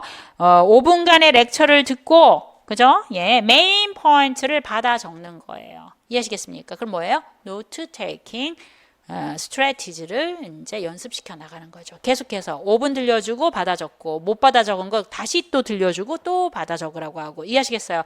그래서 계속해서 메인 포인트를 리비전해 나가도록 하는 형태로 이제 듣기가 진행이 되는 겁니다.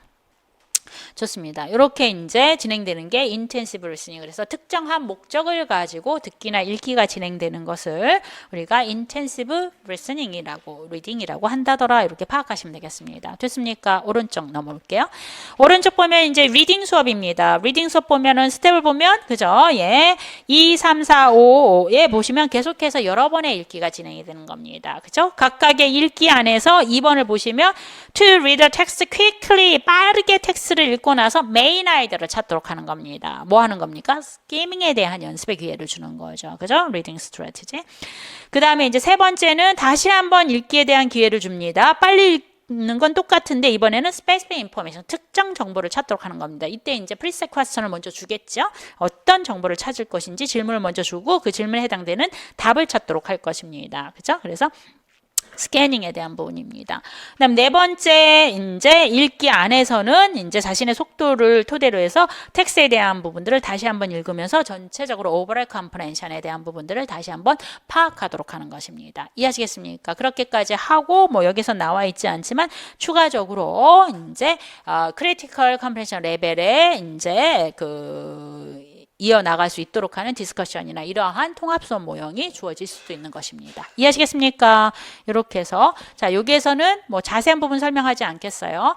extensive listening reading과 intensive listening reading이 어떤 차이가 있는지 여러 번의 듣기와 읽기에 대한 부분이 있는 건지 텍스트를 이제 학생들 스스로가 선택을 해서 이제 즐겁고 재미있게 전반적인 내용으로 읽기가 진행되는 건지 그 차이에 따라서 두 가지 타입의 listening과 reading이 주어진다라고 하는 거 아시겠습니까? 그래서 그런 부분들에 대한 첫 번째 공통적인 특징의 두 가지 타입의 listening과 reading에 대한 부분을 살펴봤고요. 세 번째 또 리스닝과 리딩을 성공적인 학습을 해 나가도록 하기 위해서는 반드시 프리 액티비티에서 해줘야 되는 것이 뭐라고 얘기했어? 스케마틱 날리지를 활성화시켜 줘야 되는 거야. 리스닝과 리딩은 둘 다 인풋을 토대로 진행이 되는 것이기 때문에 그죠? 새로운 인풋을 효과적으로 인테이크화 시켜 나가도록 하기 위해서는 새로운 인풋에 대한 정보가 이미 내가 가지고 있다라고 한다면 그 정보와 같이 연계를 시켜서 그게 뭐였어요? 우리가 인지주의 측면 안에서 미닝풀 러닝이잖아. 이해하시겠어요? 스케마틱 날리지를 활성화시켜주면 미닝풀 러닝이 되는 겁니다. 이해하시겠습니까? 그래서 유의미하게 학습을 할 수 있도록 하는 토대를 두는 거예요. 그래서 세 번째는 성공적인 리스닝과 리딩은 둘 다 예비교사로서 여러분은 학생들의 스케마틱 날리지를 어떻게 활성화시켜 줄 것인가, 어떤 스케마타를 키워줄 것인가에 대한 파악을 하셔야 된다는 것입니다. 됐습니까? 그래서 빌더 1에서는 뭐라고 나왔어요? 스키마틱 날리지를 두 가지로 봤죠? 컨텐트 스키마타가 있고 포멀 스키마타가 있었어. 그죠? 컨텐트 스키마타는 토픽과 관련된 내용상의 그러한 배경 지식을 얘기했죠. 포멀 스키마타는 뭐야? 링귀스틱 스키마타야. 그렇죠? 앞으로 들을 내용과 읽을 내용들에 대한 그러한 언어적 표현들에 대한 지식 정도를 이제 갖추고 있느냐 없느냐 이해하시겠어요? 뭐 리스닝은 그렇지 않지만 리딩은 반드시 프리 액티비티에서 스키마틱 날리지를 활성화시켜 주는 거 외에 반드시 들어가는 게 뭐냐면 프리티칭 버케블러리야. 왜냐하면 스포컨 텍스트는 어휘가 제한되어 있지만 리튼 텍스트 같은 경우에는 토픽에 따라서 다양한 그리고 굉장히 어려운 어휘들이 많이 나와 있기 때문에 그죠? 컨텐츠를 이해하도록 하기 위해서는 그 unknown words에 대한 이해가 반드시 필요할 수가 있기 때문에 프리티칭 버케블러리를 줍니다. 그래서 텍스트에 나와 있는 어휘나 표현들을 미리 학습을 시켰으니까 새로운 텍스트를 읽기 전에 먼저 내가 알고 있는 거죠. 그래서 포멀 스키마타, 랭귀스틱 스키마타를 갖추도록 한다라는 것입니다. 이해하시겠어요? 잘 따라오고 있는 거지? 고개는 열심히 끄덕이긴 하는데, 그지? 예, 잘 따라오고 있다고 믿을 거야, 나는. 그지? 예, 그래서 이제 그 스키마타에 대한 부분들이 컨텐츠 스키마타와 포멀 스키마타인데, 여긴 조금 다르게 설명되어 있어. 한번 볼게. 그지? 일반적으로 첫 번째 스키마타, 우리가 알고 있는 스키마틱 날리지를 얘기하는 거야. 그지? 스키마틱 날리지, two words로 쓰거나 아니면 one word로 스키마타라고 쓰시면 되는 거예요. 복수형입니다. 자, 이 스키마타라고 하는 것은 뭐냐면 리튼 텍스트나 스포컨 텍스트를 읽을 때 그 의미를 보다 분명하게 해주도록 하는 역할을 하는 건데 주로 이러한 스키마타는 뭐에 관련되어 있냐면 두 번째 줄 오른쪽 끝에 보시면 the world they live in, 그죠? 학생들이 살고 있는 세상에서 얻은 지식들을 얘기하는 거야. 이해하시겠어요? 내 경험을 통해서 얻은 지식 아니면 책을 통해서 얻은 지식, 어쨌든 이미 새로운 토픽에 나가기 전에, 새로운 텍스트를 접하기 전에 그 토픽에 관련해서 내가 어떤 방식으로든지 내가 이미 가지고 있는 지식을 스키마타라고 얘기하는 거예요. 이해하시겠어요? 그래서 그 스키마타 안에는 여기선 컨텐츠 스키마타와 포멀 스키마타가 다 들어가는 겁니다. 이해하시겠어요? 이러한 스키마타, 그죠? 스키마틱 날리지가 필요하고요. 좀 더 추가로 나가볼까요? 두 번째 뭡니까? contextual knowledge라고 하는 게 있어요. contextual knowledge라고 하는 것은 무엇인가? 리스닝과 리딩 텍스트 안에서 주어진 상황에 대한 그러한 지식, 정보들을 이야기한다라고 보시면 되겠습니다. 그렇죠? 그래서 선생님이 예를 들어서 프리 액티비티 안에서 자, 지금 리스닝을 할 건데 그 리스닝 텍스트 앞에 그림이 하나 나와 있지? 그림 한번 봐봐. 그 그림을 보면은 두 사람이 나와 있어. 두 사람은 어떤 관계일 것 같아?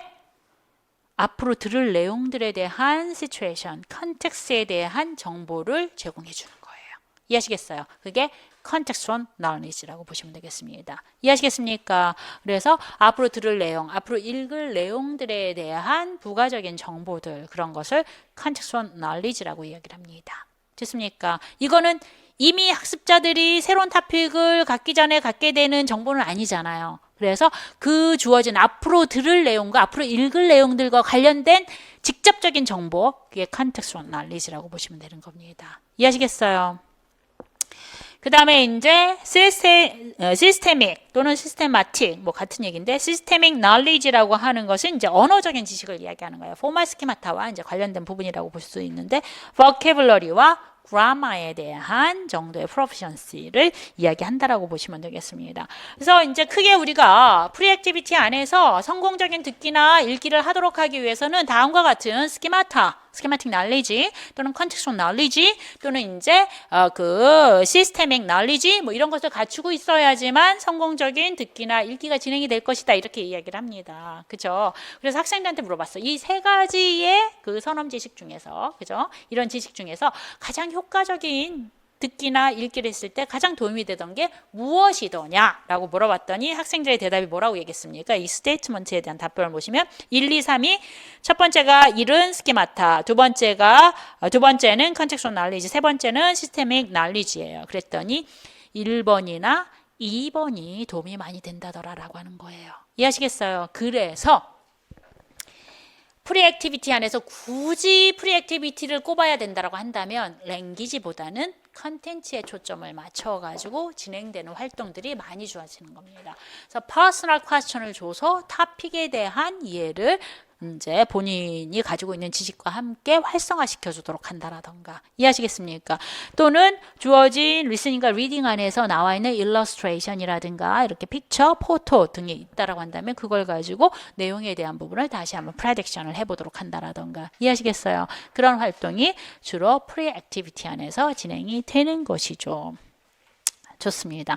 그럼 여기에서 이제 추가적으로 보시면 그렇게 진행되는 프리 액티비티, 스키마틱 날리지를 활성화시켜 나가도록 하는 방법 안에서 픽토리얼 액티비티가 있고요. non 픽토리얼 액티비티가 있어요. 그죠? 두 가지가 있을 수 있어요. 프리 액티비티 안에서 스키마틱 날리지를 활성화시켜 주는데, 그지? 픽토리얼 액티비티는 뭘 가지고 학생들로 하여금 그 선함 지식을 활성화시켜 주는 겁니까? 그림을 가지고. 이해하시게 포토라든가 비디오 클립이라든가 이런 걸 보여주는 거야. Non-pictorial activity라고 하는 것은 그림 없이 버벌로 구두상으로 선언 지식을 활성화시켜 주도록 하는 거예요. 두 가지 타입이 있어.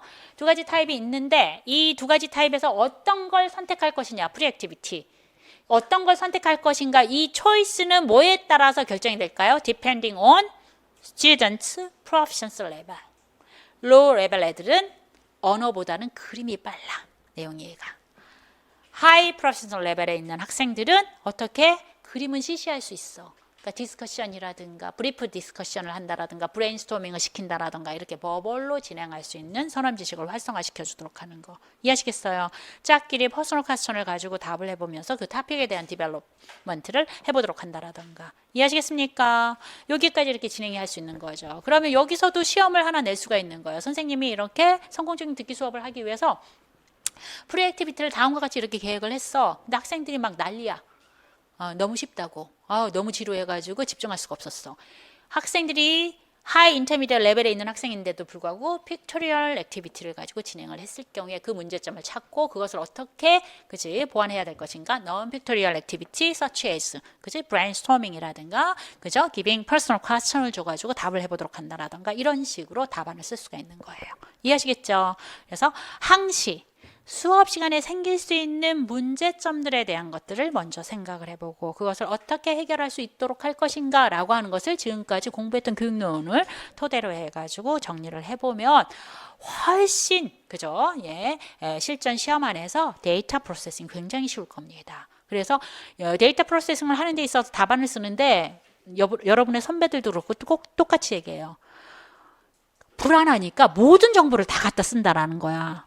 그러면 시간이 너무 많이 걸리기 때문에 교육론만 쓰다 보면 영어학에서 한 문항을 놓칠 수도 있는 거고 뭐 이렇게 되는 거예요. 그렇기 때문에 컴팩트한 답안을 쓰도록 해야 돼. 컴팩트한 답안을 쓰도록 하기 위해서는 필요한 정보만 찾아야 되는 거야. 불안해가지고 다 정보를 쓰는 것이 아니라 그래서 그런 연습들을 또 해야 되는 거예요. 7, 8을 넘어가게 되면. 이해하시겠어요? 좋습니다. 이렇게 보시면 될 것 같고요.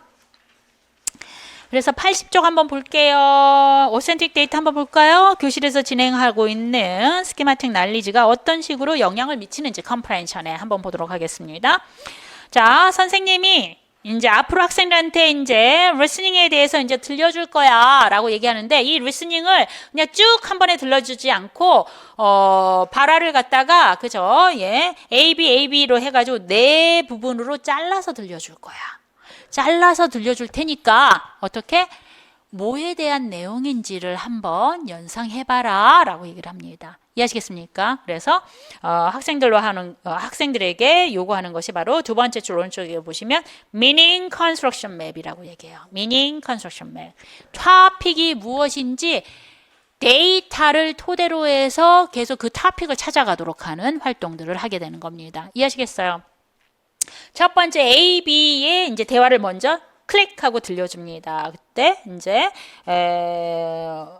어떻게 생각해? 라고 얘기하니까 괜찮아 라고 얘기하면서 메뉴가 좋겠어 라고 얘기합니다. 메뉴가 들렸어. 그래서 첫 번째 meaning construction 맵에서 뭘 생각했습니까? 이 학생은 메뉴? 주로 메뉴는 어디서 쓰이지? 레스토랑에서 쓰여. 레스토랑에 대한 이야기인가? 그래서 두 번째, the second segment를 들려줬어요, 선생님이. 그러니까 두 번째 들리는 내용은 뭡니까? 메뉴에 이어서 그래픽이라고 하는 게 들렸어요. 레스토랑에서 그래픽이 나오진 않는데 그럼 메뉴와 그래픽이 같이 사용할 수 있는 토픽이 무엇이지? another topic을 다시 한번 생각하게 되는 겁니다. 그랬더니 웹사이트가 그래픽하고 메뉴를 같이 쓰더라라고 하는 거예요. 그리고 나서 이제 세 번째 더 third segment를 들려줬습니다. 그랬더니 또 뭐가 나왔어요? 새로운 단어가 브라우저라고 하는 게 나왔어요. 브라우저가 나왔다라고 하는 건 레스토랑은 아니야. 그래픽과 브라우저가 있다고 한다면 아무래도 웹사이트에 가깝겠어 라고 얘기를 합니다. 그리고 마지막 파이널 세그멘트를 딱 들려주니까 온라인하고 히트가 나와 있어요. 이건 반드시 웹사이트에 대한 내용이구나 해서 토픽을 define 하도록 하는 형태로 이렇게 이제 스키마틱 날리지에 대한 부분들이 어떻게 컴프레hen션에 이제 영향을 미치는지를 보여주도록 하는 활동인 겁니다. 이해하시겠어요? 그래서 이 학생은 알러지가 생겼나? 이렇게 목이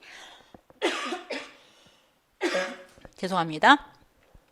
이 학생은 기본적으로 이 웹사이트에서 쓰는 어휘와 레스토랑에서 쓰는 어휘에 대한 스케마틱 난리지가 있는 거죠. 이해하시겠어요? 그래서 그런 스케마틱 난리지를 가지고 지금 들리는 내용들이 뭐에 대한 내용일 것이다 라고 하는 것이 유추가 가능한 겁니다. 그만큼 스케마틱 난리지가 컴프레hen션에 미치는 영향은 지대하다라고 하는 거예요. 그래서 항상 프리액티비티 안에서는 그죠? 다양한 활동들이 전부 다 학생들의 스키마타를 활성화시켜 나가도록 하는 활동들로 이루어져 있다. 이렇게 보시면 될 것 같습니다. 됐습니까? 자, 그 다음에 81쪽에 그 다음에 이제 세 번째 공통적인 요소로 comprehending process가 있어요. comprehending process. 자, 똑같이 스포큰 텍스트와 리튼 텍스트를 주었을 때 학생들이 어떻게 인테이크화 시켜 나가는가, 어떻게 컴프레hen션, 이해를 하는가라고 하는 것은 두 가지 방법으로 제시가 될 수가 있다는 것입니다. 하나가 바텀업 방식이 있고 탑다운 방식이 있죠. 이 데피니션은 여러분이 빌드 1에서 배웠습니다. 바텀업 방식을 먼저 보시면 어떻게 해요? 텍스추얼 미닝을 갖다가 개별적인 언어적 단위를 토대로 해서 이해해 나가도록 하는 과정인 겁니다. 그렇기 때문에 이해의 전개가, 그죠? 단계가 어떻게 진행이 되냐면 사운드 스트림을 먼저 들어요. 그죠? 그 소리를 통해서 words로 가고 grammatical relationship을 파악을 하고 렉시컬 미닝을 찾고 그래서 파이널 메시지까지 이뤄나가도록 하는 단계적인 형태의 듣기나 읽기 방식이 바로 바텀업이라고 보시면 되겠습니다. 이해하시겠습니까? 반면에 탑다운이라고 하는 것은요, 탑이라고 해서 실제 토픽과 관련된, 그죠? 토픽 난리지 또는 백그라운드 난리지를 토대로 해서 텍스트에 대한 추론과 추측을 해 나가도록 하는 과정으로 이제 스포큰 텍스트와 리튼 텍스트를 이해해 나가도록 하는 것이 탑다운 프로세싱이라고 보시면 되겠습니다. 됐습니까? 자, 박 선생님의 입장을 한번 보도록 하겠습니다. 박 선생님 같은 경우에는 그죠 수업을 진행을 했을 때 그죠 예 학교 커리큘럼에서도 이제 요구를 했지만 가급적이면 학생들의 컴프레hen션 이해를 키워 나가도록 하는 방식 안에서 탑다운 방식과 바텀업 방식을 같이 함께 사용할 수 있도록 하는 방법들에 대한 것들을 이제 고민해 왔습니다. 좋습니다. 그래서 바텀업 프로세싱은 아까 읽었던 대로 individual elements of the target language 개별적인 요소에 초점을 맞춰서 이해를 해 나가도록 하는 것이고 그 다음 줄에 중간 오른쪽에 탑다운 프로세싱이라고 하는 것은 백그라운드 난리지를 토대로 해서 메시지의 전체적인 의미를 파악하도록 하는 과정이다라는 얘기예요. 그래서 이러한 바텀업과 탑다운을 같이 쓸 수 있는 레슨 플랜을 짰습니다. 이해하시겠습니까? 그래서 그런 레슨 플랜을 보시면 넘겨보세요. 82쪽에 자, 박 선생님의 마스터 플랜의 형태로 한번 수업을 보도록 하겠습니다. 자, 여러분 한차 시의 수업은 서플란이라고 얘기해요. 서플란.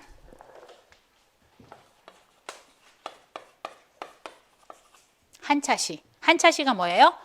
그죠? 피리드를 이야기하는 거예요. 중학교는 45분, 고등학교는 50분의 수업을 얘기합니다. 그게 서플란이에요. 한차시의 수업. 근데 한 단원 안에서 한 유닛 1에 해당되는 수업은 중학교 같은 경우에는 한 7차시, 8차시까지 가는 거고요. 한 단원이. 고등학교 같은 경우는 5차시 정도 가요. 그래서 마스터 플랜이라고 하는 것은 한 단원의 모든 차시의 수업을 다 기록한 걸 마스터 플랜이라고 얘기하는 거예요. 그래서 박 선생님의 마스터 플랜을 토대로 하면은 전체적인 그 단원에 대한 수업 목표가 나와 있고요. 이제 차시가 이제 1차시, 2차시, 6차시까지 나와 있습니다. 이해하시겠습니까?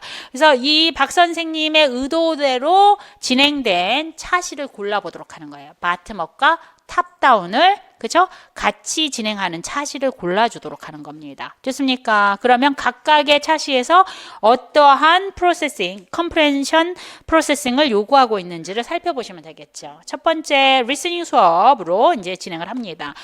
학생들한테 자음과 모음에 대한 이제 그 구에 대한 부분들을 들려주고 이제 그 단어 사이 안에서 자음과 모음에 대한 부분들을 이제 그 구분하고 파악하도록 하는 거. 그 다음에 이제 인토네이션에 대한 부분들을 이제 구분하도록 하는 거. 뭐 이러한 부분들에 대한 듣기가 진행이 됩니다. 이해하시겠어요? 그래서 발음에 대한 듣기죠. 그래서 주어진 데이터에 대한 정확한 듣기에만 이제 초점을 맞춰 나가기 때문에 스케마틱 난리지나 백그라운드 난리지가 필요가 없어요. 그렇죠? 그렇기 때문에 첫 차시에 해당되는 리스닝 수업은 오직 데이터 프로세싱에만 의해서 진행이 되는 거죠. 그죠? 프레이즈를 듣고 그것이 자음과 모음이 어떻게 연결이 되는가를 파악하는 거. 그죠? 그 다음에 두 번째는 이제 인토네이션을 듣고 이게 라이징인지, 그죠? 예. 또는, 이러한 부분들이 이제 폴링인지 뭐 이런 부분들을 파악하는 겁니다. 그죠? 예. 인토네이션에 대한 부분, 컨트롤을 갖다가 이제 구분하도록 하는 방법이기 때문에 데이터 프로세싱인 겁니다. 그렇기 때문에 첫 번째 차시에 해당되는 건 전형적인 컴프렌딩 프로세스 중에서 뭡니까? 바트머 프로세싱인 겁니다. 바트머 스킬만 요구되는 거죠. 두 번째 수업 한번 볼까요? 리스닝 수업인데 다이얼로그를 듣고 메인 아이디어를 찾도록 하는 겁니다. 그죠? 메인 아이디어를 찾는다라고 하는 것은 뭡니까? 전체적인 내용에 대한 이해를 하는 거예요. 아, 이런 식으로 이렇게 얘기를 한다면 주제가 무엇이겠는데 이렇게 파악하는 겁니다. 그 얘기라고 하는 것은 리스너가 자신의 스케마틱 날리지를 토대로 해서 스포컨 텍스트에 대한 이해를 시도하는 것이겠죠. 그래서 탑다운이 진행이 됩니다. 첫 번째. 두 번째는 뭡니까? 센텐스 디테이션 액티비티를 진행을 합니다. 그래서 이것이 수동태인지 이제 능동태인지에 대한 부분들에 대한 것들을 갖다가 파악하도록 하는 겁니다. 됐습니까? 이거는 뭡니까? 스케마틱 날리지와 상관없이 텍스트에 나와 있는, 그죠? 센텐스에 나와 있는 데이터만 가지고 파악해 나가도록 하니까 바트머 프로세싱이 되는 거죠. 그래서 2차 시 수업은 박 선생님의 계획에 따라서 스쿨 커리큘럼에 따라서 바트머과 탑다운이 같이, 그죠? 구성이 되어 있는 차시라고 보시면 되겠습니다. 그래서 두 번째 차시에 대한 부분을 골라주시면 되는 겁니다. 박 선생님의 의도와 맞춰서. 그 다음에 이제 쭉 생략되고 다섯 번째 차시 봅니다. 리딩 수업으로 넘어가는데 이번에는 뭡니까? 그 인트로덕터리 패러그랩에 대한 부분을 읽어보도록 하고 다음에 내용이 무엇이 될 것인지를 예측해 보도록 하는 겁니다. 그죠?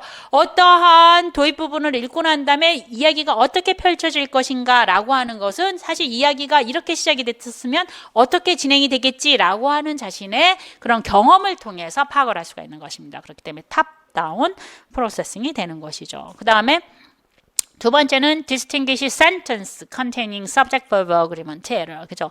주동일치가 되어 있지 않는 그런 문장을 찾아보도록 하는 겁니다. 이것도 데이터에 이제 그 센텐스에 있는 주동일치에 대한 정보를 가지고 파악하도록 하기 때문에 이것은 데이터 드리븐에 해당되는 거기 때문에 그죠?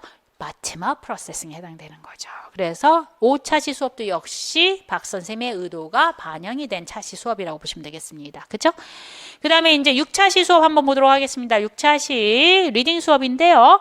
Recognize whether a sentence is active or passive voice예요. 그죠? 주어진 문장이 그죠? 수동태인지 능동태인지 파악하도록 하는 겁니다. 센텐스 레벨에서 파악하는 거죠. 데이터를 가지고 파악하는 거니까 바텀업입니다.